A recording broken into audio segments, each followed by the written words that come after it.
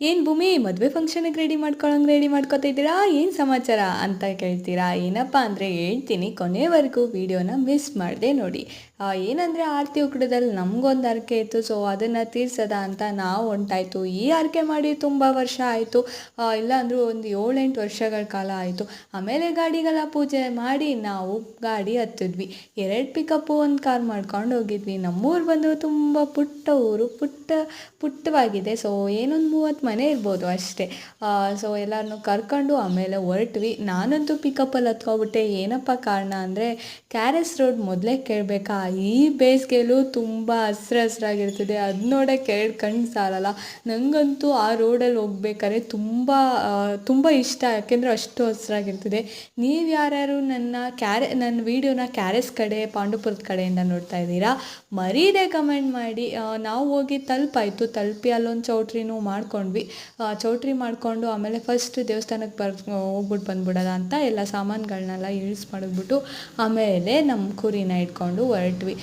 So ಇದೇ ಹರಕೆ ಇದ್ದಿದ್ದು, ಮರಿ ಕಡಿಬೇಕು ಅಂತ ಆರಕೆ ಮಾಡ್ಕೊಂಡಿದ್ದು. ಸೊ ಆಯಿತು ಅಂದ್ಬಿಟ್ಟು ಹೋಗಿ ಎಲ್ಲ ಪೂಜೆ ಮಾಡಿಸ್ಕೊಂಡು, ಬಟ್ ನಮಗೆ ಇದು ಕೊಡೋದು ತುಂಬ ಲೇಟ್ ಆಯಿತು. ಸೊ ಅದು ವೆಯ್ಟ್ ಮಾಡಿ ಸಾಕಾಯಿತು. ಆಮೇಲೆ ಲಾಸ್ಟ್ಗೂ ಕೊಡ್ತು. ನಮಗೆ ತುಂಬ ಖುಷಿ ಆಯಿತು. ಆಮೇಲೆ ಈ ಬೇಸಿಗೆ ಟೈಮಲ್ಲಿ ಈ ಥರ ಹಬ್ಬಗಳೆಲ್ಲ ಮಾಡೋದು ಅಲ್ವಾ.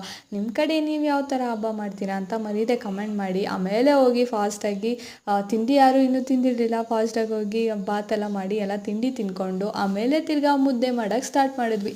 ಬಾಡೂಟದಲ್ಲಿ ಮೇಯ್ನು ಮುದ್ದೆನೇ ಅಲ್ವಾ. ಸರಿ ಆಯಿತು ಅಂದ್ಬಿಟ್ಟು ಮುದ್ದೆ, ಚಿಕನ್ ಗ್ರೇವಿ, ಆಮೇಲೆ ಬೋಟಿ ಗೊಜ್ಜು, ಆಮೇಲೆ ಮಟನ್ ಸಾಂಬಾರು, ಇಷ್ಟು ಡಿಶ್ಗಳನ್ನ ಮಾಡಿದ್ವಿ ಎಲ್ಲರಿಗೂ. ಆಮೇಲೆ ಎಲ್ಲ ಅಡುಗೆ ಎಲ್ಲ ರೆಡಿ ಆಯಿತು. ಫಸ್ಟ್ ದೇವಸ್ಥಾನಕ್ಕೆ ಕೊಟ್ಬಿಟ್ಟು ಬರೋದ ಅಂದ್ಬಿಟ್ಟು ಒಂದು ತಟ್ಟೆಲಿ ಹಾಕ್ಕೊಂಡೋಗಿ ದೇವಸ್ಥಾನಕ್ಕೆ ಪೂಜೆ ಕೊಟ್ಬಿಟ್ವಿ. ಆಮೇಲೆ ಮುದ್ದೆ ಕಟ್ತಾಯಿದ್ರು ನಮ್ಮ ಜೊತೆ ಬಂದವರಲ್ಲ. ಸೊ ಮುದ್ದೆ ಎಲ್ಲ ಕಟ್ಟಿ ಆಮೇಲೆ ಎಲ್ಲರಿಗೂ ಊಟ ಹಾಕಿದ್ವಿ. ಸೊ ಆ ವಿಡಿಯೋನ ತೆಗಿಯೋಕ್ಕಾಗಿಲ್ಲ, ಯಾಕೆಂದರೆ ಸೊ ಟೈಮ್ ಇರಲಿಲ್ಲ, ತುಂಬ ಬ್ಯುಸಿ ಇದ್ದಿದ್ದರಿಂದ ಸ್ವಲ್ಪ ವೀಡಿಯೋಸ್ ತೆಗೆಯೋದು ಸ್ಕಿಪ್ ಆಯಿತು. ಆದಷ್ಟು ವೀಡಿಯೋಸ್ಗಳನ್ನ ತೆಗೆದೆ. ಆಮೇಲೆ ಆಯಿತು ಅಂದ್ಬಿಟ್ಟು ಎಲ್ಲ ಸಾಮಾನು ಎತ್ತಿ ತುಂಬ್ಕೊಂಡು ಆರತಿ ಉಕ್ಕಡಕ್ಕೆ ಒಂದು ಟಾಟಾ ಬಾಯ್ ಹೇಳ್ಕೊಂಡು ಆಮೇಲೆ ಗಾಡಿ ಹತ್ತಿ ಬಂದ್ವಿ. ನನಗಂತೂ ಇದು ತುಂಬ ಖುಷಿ ಆಯಿತು. ನಾವು ಒಂದು ಕಡೆ ಹೋಗಿ ಅಡುಗೆ ಮಾಡಿ ಊಟ ಮಾಡ್ಕೊಂಡು ಹಬ್ಬ ಮಾಡ್ಕೊಬರೋದಾಯ್ತಲ್ಲ, ಅದರಲ್ಲಿರೋ ಎಂಜಾಯ್ಮೆಂಟು ಬೇರೆ ಯಾವುದ್ರಲ್ಲೂ ಇಲ್ಲ. ಈ ಥರ ವರ್ಷಕ್ಕೊಂದು ಸತಿ ಮಾಡಿದ್ರೆ ಸಾಕು, ತುಂಬ ಮೆಮೊರೇಬಲ್ ಆಗಿ ತುಂಬ ಜಾಲಿಯಾಗಿರ್ತದೆ. ನೀವು ಈ ಥರ ಹಬ್ಬ ಮಾಡ್ತೀರಾ ಅಂತ ಮರೀದೆ ಕಮೆಂಟ್ ಮಾಡಿ. ಇವತ್ತಿನ ವಿಡಿಯೋ ಇಷ್ಟೇ, ಬಾಯ್.